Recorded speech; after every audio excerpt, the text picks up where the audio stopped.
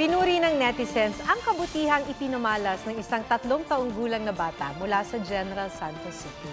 Ang last ball sa shooting game ng isang arcade, inalok niya sa isang batang nagmamasid lang sa kanilang paglalaro. Pusuan na yan sa report ni Jonathan Andal. Buzzer beater ang eksenang ito. Ang 3-year-old na si Matmat gigil makashoot ng bola sa arcade.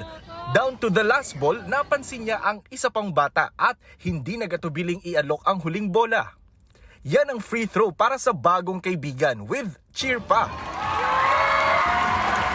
Kwento ng tita ni Matmat na si Antoinette, silang magpipinsan ng naglalaro. Sa last round na yon, hindi nila inasahan ang ginawa ni Matmat, lalo't nakikipag-agawan pa nga siya ng bola. Ang batang nagmamasid, hindi raw nila kilala at tila naghihintay rin na matapos sila. Kaya after the free throw, silang dalawa na ang naglaro. Pinuri ng netizen si Matmat na hindi lang raw cute kundi napakabuti pa. Patunay na isa siyang real-life MVP.